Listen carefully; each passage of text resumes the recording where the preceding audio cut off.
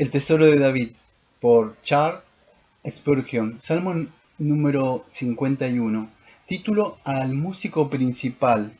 Por tanto, no fue escrito para meditación privada solamente, sino para el servicio público de canto, apropiado para la intimidad de la penitencia individual. Este salmo incomparable se adapta también para una asamblea de pobres en espíritu. Un salmo de David. Es maravilloso, pero es un hecho que ha habido escritores que han negado la paternidad de David para este salmo. Si bien sus objeciones son frívolas, el salmo es por completo de David. Sería más fácil imitar a Milton, Shakespeare o Tennyson que a David. Su estilo es totalmente sui generis y es tan distinguible como el diseño de Rafael o el colorido de Rubén.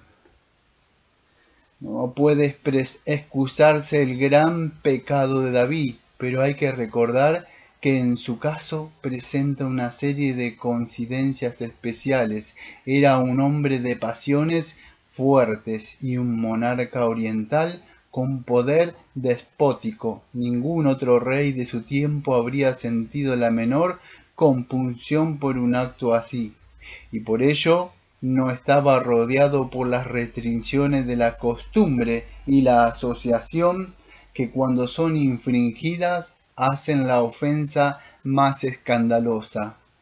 Él nunca insinúa ninguna forma de atenuante ni mencionamos nosotros estos hechos con mira a excusar su pecado, que era detestable en el más alto grado, sino para advertencia a los demás y que reflexionen que la licencia que se les permite ellos mismos en estos días pueden tener consecuencias y culpas más graves que en el caso del rey de Israel que cometió este yerro. Cuando recordamos su pecado, insistamos principalmente en su penitencia y en la larga serie de castigos que siguieron y que hicieron del resto de su vida una historia tan luctuosa. Nos comenta Charles Haddon Spurgeon.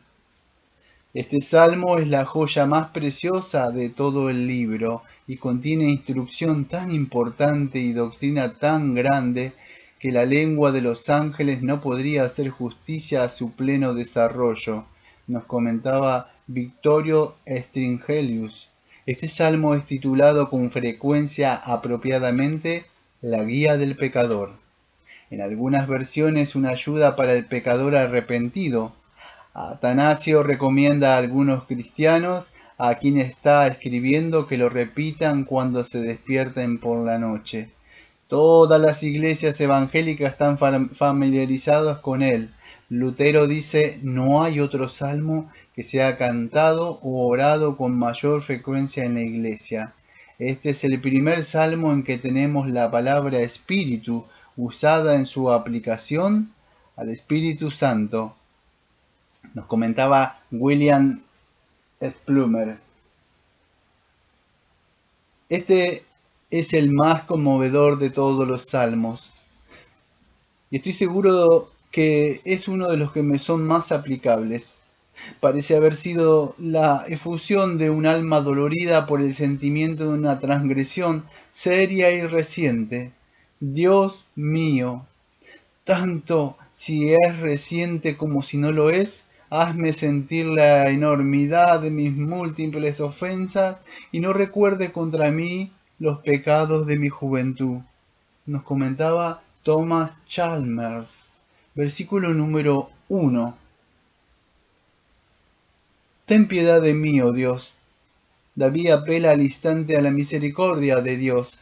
Antes incluso de mencionar su pecado, la vista de la misericordia es buena para los ojos que duelen del llanto penitencial. El perdón del pecado siempre ha de ser un acto de pura misericordia, y por tanto es a este atributo que ha de dirigirse el pecador despertado, comentaba Spurgeon. No me atrevo a decir mi Dios, porque esto sería presunción. Te he perdido a ti por mi pecado. Me he distanciado de ti al seguir al enemigo, y por tanto no soy limpio. No me atrevo a acercarme a ti, sino que me quedo a distancia y elevo mi voz con emoción y contrición de corazón, y clamo y digo, ten piedad de mí, oh Dios. Del comentario de los 7 salmos penitenciales de fuentes antiguas por el reverendo Forbes, obispo de Brechin. Conforme a la multitud, los hombres se quedan aterrorizados ante la multitud de sus pecados. Pero aquí hay consuelo. Nuestro Dios tiene multitud y misericordias. Si nuestros pecados fueran en número como todos los cabellos de nuestra cabeza, las misericordias de Dios son como las estrellas de los cielos. Y como Él es un Dios infinito, sus misericordias son infinitas. Sí, muchas más que nuestros pecados, como Él mismo está por encima de nosotros, pobres pecadores, nos comentaba Archibald Simpson. Versículo número 2. Lávame a fondo de mi maldad. El tinte es en sí indeleble, y yo, pecador, he permanecido sumergido en el largo tiempo, hasta que el carmesí ha quedado fijado. Pero, Señor, lávame, lávame y lávame de nuevo hasta que la última mancha haya desaparecido y no quede rastro de mí, de mi contaminación. El hipócrita se contenta con que sea limpiado sus vestidos, pero el verdadero penitente clama, lávame a mí. Uno de los pecados contra Betsabé que sirvió para mostrar al salmista toda la montaña de su iniquidad, de la cual este hecho nefando era sólo una piedra desprendida. Su deseo es librarse de toda la masa de su inmundicia, que aunque poco notada antes, ha pasado a ser un terror horrible y alucinante para su mente, nos comentaba Spurgeon.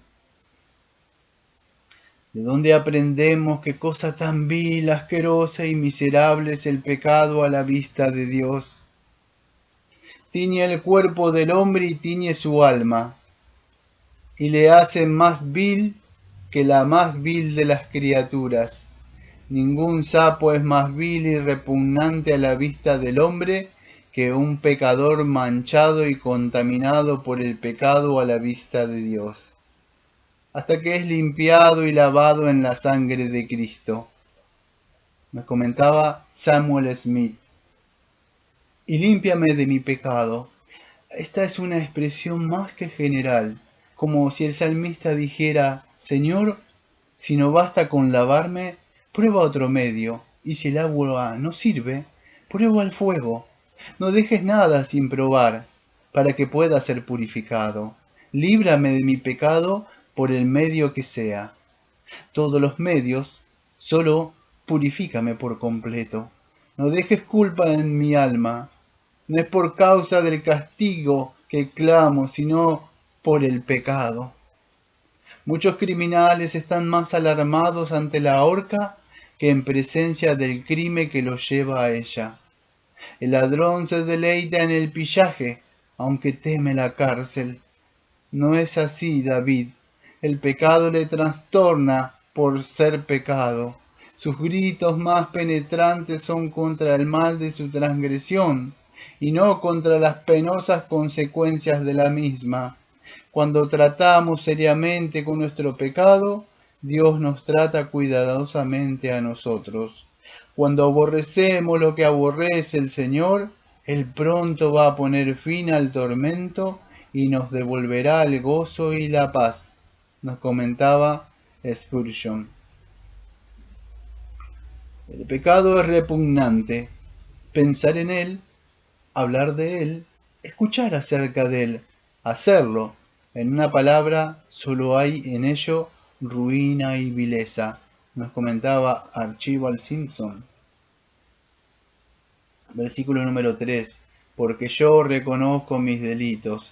Parece decir, hago plena confesión de ellos. No es esto lo que alego para obtener perdón, sino que es una evidencia clara de mi necesidad de misericordia, y yo soy por completo incapaz de buscarla en otra dirección. Mi pecado está siempre delante de mí. Mi pecado, en conjunto, nunca se aparta de mi mente. Está oprimiendo mi espíritu sin tregua. Lo pongo ante ti, porque está siempre delante de mí. Señor, apártalo de ti y de mí. Para una conciencia despierta, el dolor a causa del pecado no es pasajero y ocasional, sino intenso y permanente. Y esto no es una señal de la ira divina, sino más bien un prefacio seguro del favor inminente, nos comentaba Spurgeon. David confiesa y admite su pecado como propio. Aquí está nuestra riqueza. ¿Qué es lo que podemos llamar nuestro sino el pecado? Nuestro alimento y vestido. Las cosas necesarias para la vida son algo prestado. Venimos al mundo hambrientos y desnudos. Pedimos prestadas estas cosas y no merecemos ninguna aquí. Nuestro pecado vino con nosotros. Como confiesa después David, tenemos derecho por herencia al pecado, recibiéndolo por la transmisión de nuestros padres. Tenemos derecho a poseerlo. Como Job, tú me haces poseer los pecados de mi juventud, comentaba Samuel Pack. Versículo número 4. Contra ti solo he pecado. Un pecado de debilidad puede admitir algo de excusa. Un pecado de ignorancia puede encontrar excusa. Pero un pecado de desafío no tiene defensa. Comentaba Sir Richard Bakers. Hay una pena de origen divino que lleva al hombre a la vida, y esta pena es obrada en el hombre por el Espíritu de Dios, y el corazón del que es piadoso, que lamenta el pecado porque ha ofendido a Dios, que es tan tierno y dulce como el Padre hacia él. Y aunque no hubiera cielo que perder ni infierno que obtener, con todo está triste y apenado en el corazón porque ha agraviado a Dios, nos comentaba John Welch.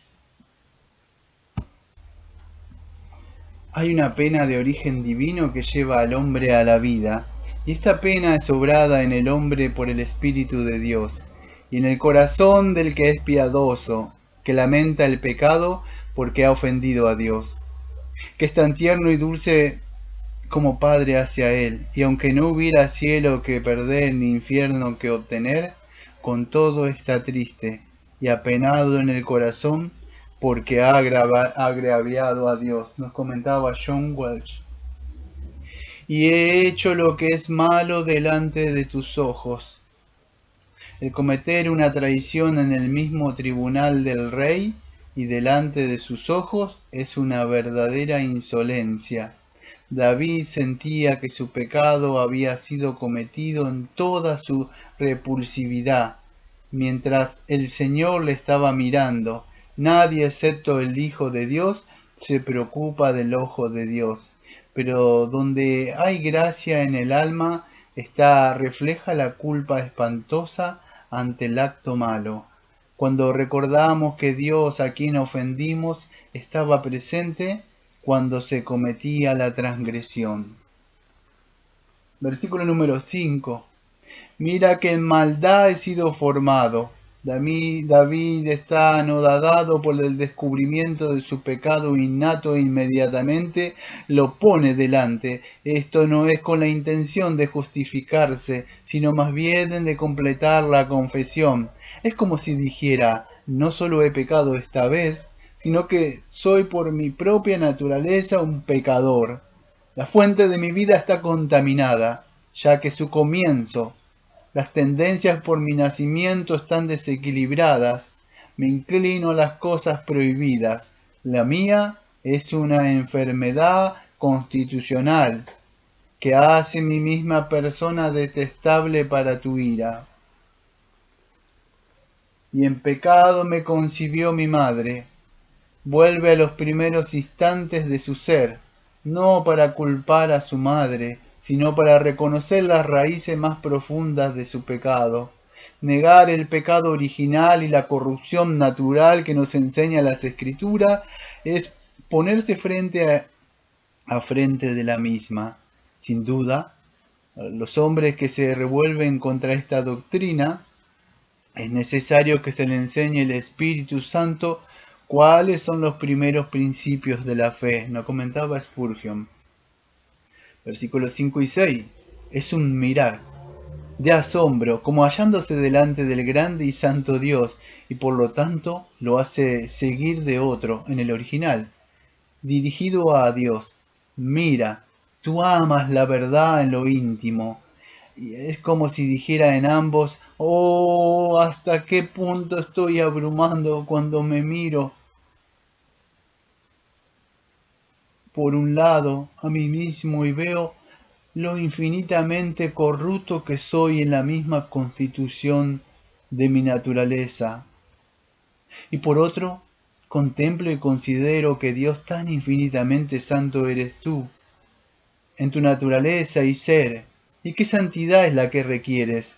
Estoy del todo abrumado al darme cuenta de las dos cosas, y no puedo mirar más ni aun a ti, oh santo Dios, nos comentaba Thomas Godwin.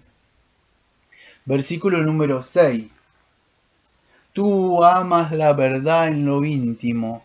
Dios exige realidad, sinceridad, verdadera santidad, fidelidad del corazón. No tiene interés en la pureza pretendida. Mira la mente, el corazón, el alma. El Santo de Israel siempre ha estimado a los hombres en su naturaleza interior y no en lo que profesan exteriormente para él.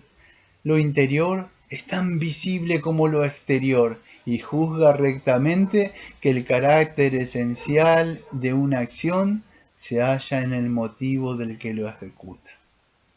Versículo número 7. Purifícame con hisopo. Dame la realidad simbolizada por las ceremonias legales. Este pasaje debe ser leído como la voz de la fe. Así como una oración dice, límpiame con hisopo y seré limpio.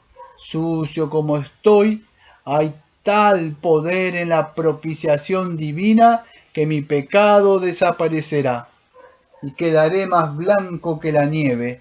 Nadie sino tú puede emblanquecerme, pero tú puedes en tu gracia rehacer la naturaleza y ponerla en un estado más puro.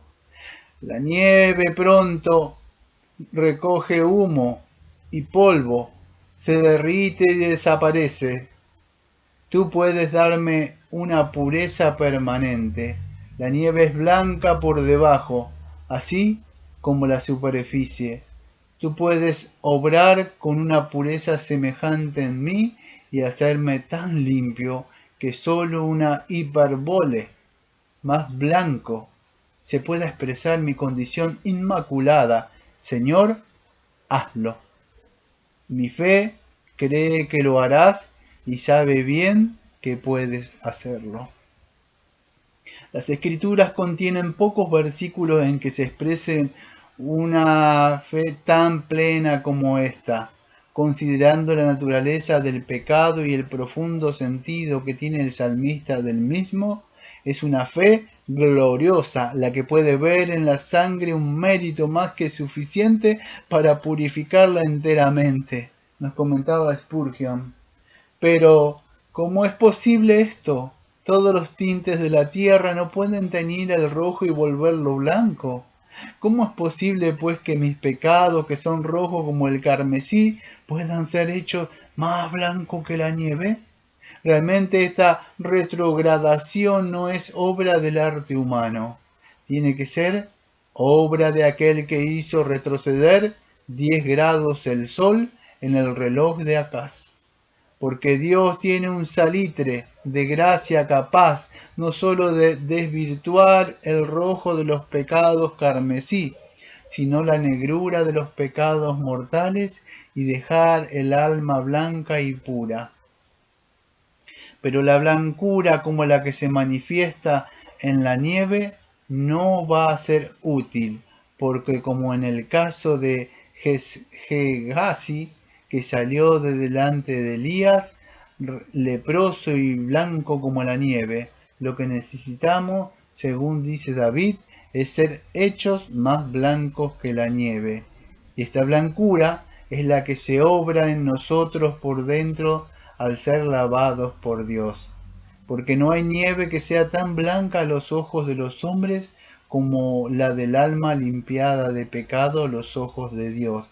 Nos comentaba Sir Richard Baker. Versículo número 8. Hazme oír el gozo y alegría. Así como el cristiano puede ser el hombre más apenado del mundo, así también hay otro más gozoso que él, porque la causa de su gozo es la mayor y al ser su miseria tan grande, su liberación es tan grande, y por ello su gozo es máximo. Nos comentaba Archibald Simpson. Y se recrearán los huesos que has abatido. David gemía no por meras heridas de la carne. Su potencia más firme y tiernas estaban quebrantadas, desmenuzadas. Su humanidad había sido dislocada, magullada. Con todo, si él que había triturado quería curar, cada herida pasaría a ser una boca para el canto, cada hueso temblando antes en la agonía, una fuente de intenso deleite. La figura es atrevida, y lo mismo el suplicante. Está pidiendo una gran cosa. Busca gozo para un corazón pecaminoso, música para los huesos abatidos, una adoración asombrosa de ser enviada a cualquier parte excepto al trono de Dios. Más asombrosa allí aún de no ser por la cruz que en el Señor Jesús llevó nuestros pecados en su cuerpo en el madero. Nos comentaba Charles Spurgeon. Oculta tu rostro de mis pecados, dice el tercer versículo de su pecado, está siempre delante de su vista. Ahora ruega que Dios lo quite de la vista de él. Este es un orden correcto. Si tenemos nuestros pecados frente a nuestros ojos para considerarlos, Dios lo echará tras sus espaldas para perdonarlos. Pero si los recordamos y nos arrepentimos, Él los olvidará y los perdonará, nos comentaba William Cowper. Borra mis maldades, todas mis maldades. Si Dios no esconde su rostro de nuestro pecado, tiene que esconderlo para siempre de nosotros. Y si Él no borra nuestros pecados, tiene que borrar nuestros nombres del libro de la vida. Versículo 10. Crea que, de tal forma que nos ha destruido el pecado que el Creador tiene que ser invocado de nuevo, que ruina ha obrado el mal entre la humanidad, crea en mí. Yo en mi fábrica externa existo todavía, pero estoy vacío, desierto por dentro. Ven pues, y que tu poder sea visto en una nueva creación dentro de mí, de mi yo caído. Tú hiciste a un hombre en el mundo al principio. Señor, haz un nuevo hombre en mí, un corazón limpio. En el versículo 7 ha pedido ser limpiado. Ahora busca un corazón apropiado a este estado de limpieza. Pero no dice, limpia mi viejo corazón. Tiene demasiada experiencia en la inutilidad de la vieja naturaleza. Quiere el viejo hombre enterrado como algo muerto y que una nueva creación ocupe su lugar. Nadie sino Dios puede crear, sea un nuevo corazón o una nueva tierra. Versículo número 11. No me eches delante de ti, no me eches como inútil, no me expulses como a Caín de tu presencia, de tu rostro y de tu favor. Permíteme estar sentado entre los que participan de tu amor. Aunque sea tendiendo la puerta, merezco que se me niegue para siempre la entrada en tus atrios, pero, oh buen Señor, permíteme este privilegio todavía, que es tan caro para mí como la vida. Versículo 12. Devuélveme el gozo de tu salvación. Nadie sino Dios puede volver este gozo.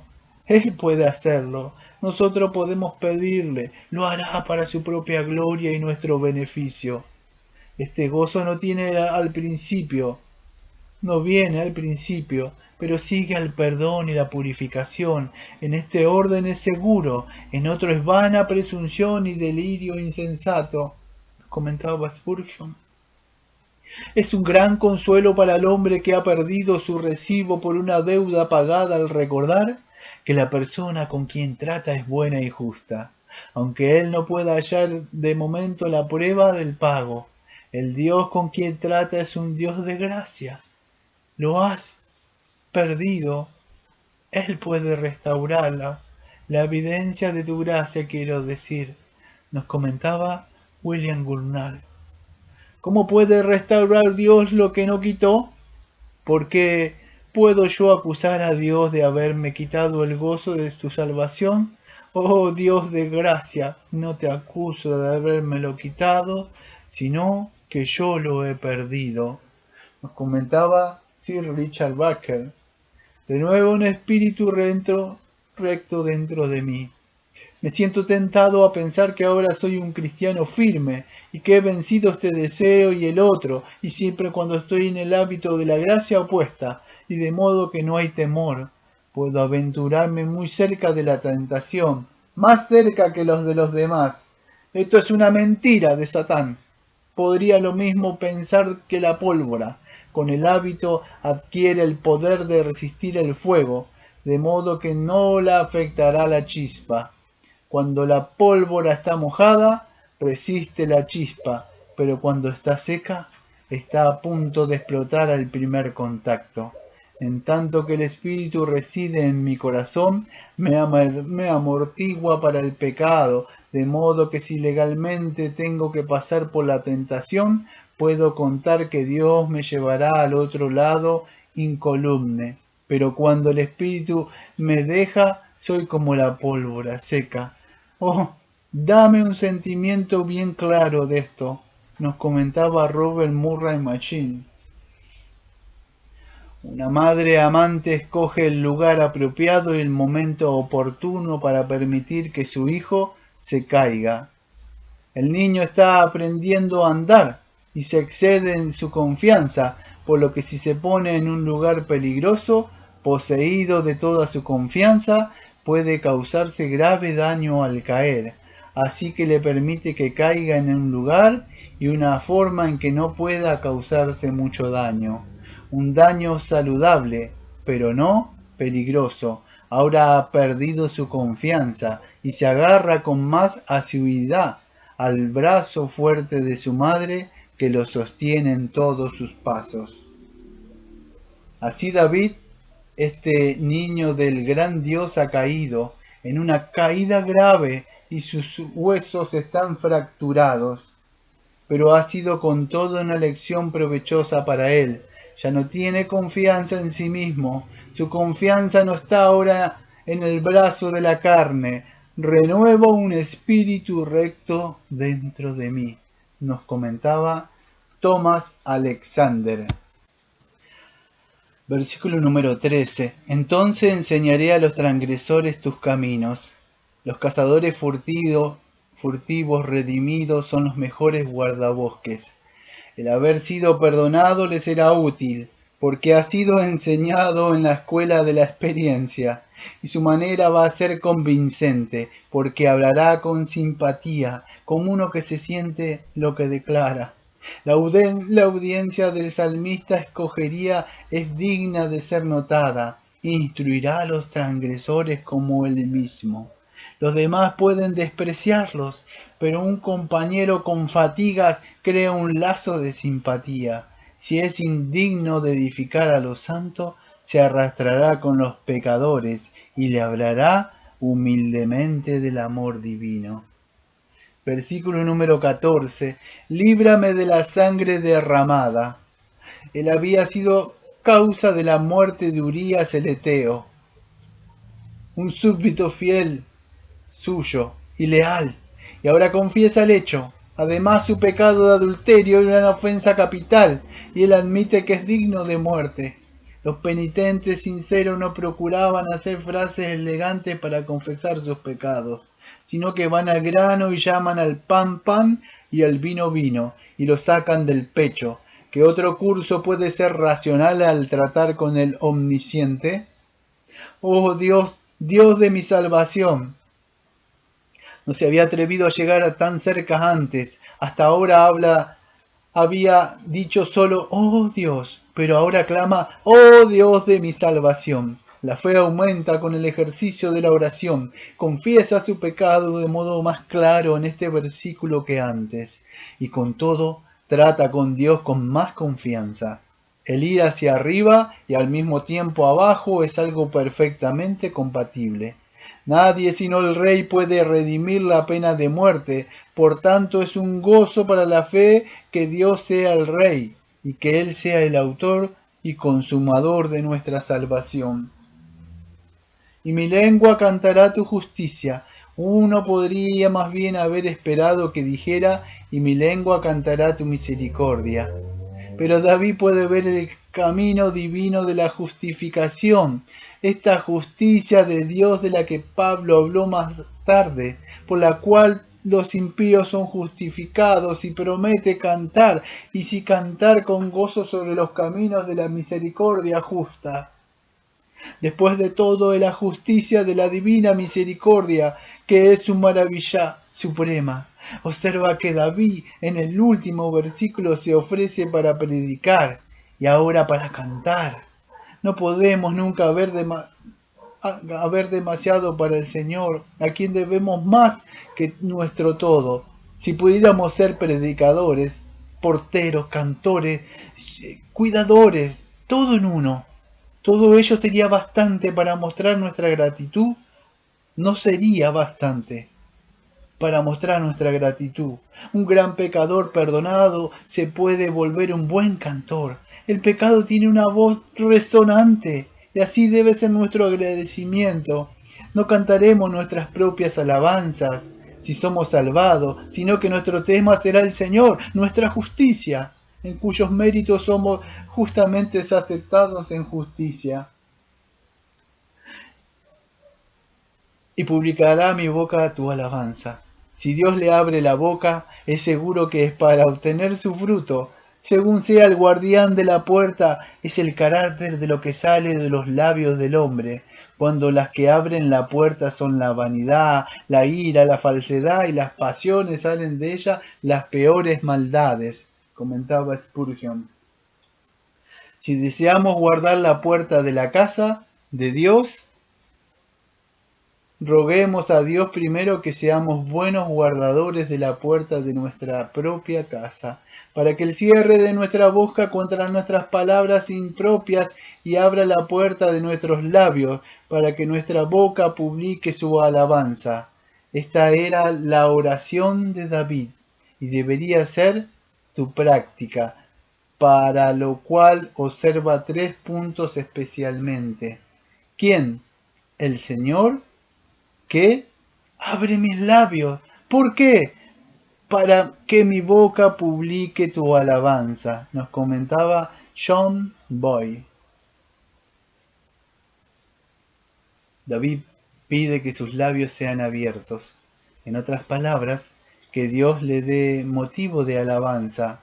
El significado que solemos dar a la expresión es que Dios dirija su lengua por medio del Espíritu, de modo que le haga apto para cantar sus alabanzas.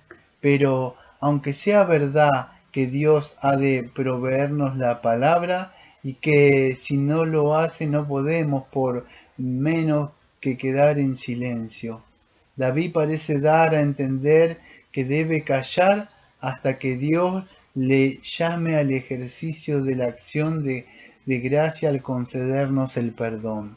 Nos comentaba Juan Calvino. Versículo número 16 y 17. ¿Es algo roto útil aún para algo? ¿Podemos beber en un vaso roto? ¿Podemos apoyarnos en un cayado roto? Aunque estas cosas pueden quedar peores por haber sido rotas, con todo, el corazón nunca está en mejores condiciones que cuando está quebrantado o partido. Porque si no está partido no podemos ver lo que hay dentro. Aunque Dios ama un corazón entero en su afecto, pese a ello ama el corazón quebrantado en el sacrificio, nos comentaba Sir Richard Packer. Versículo número 17. Sacrificio es para Dios un espíritu quebrantado. Cuando el corazón lamenta su pecado, tú te complaces más que cuando los becerros sangran bajo el cuchillo. Nos comentaba Charles Haddon Spurgeon.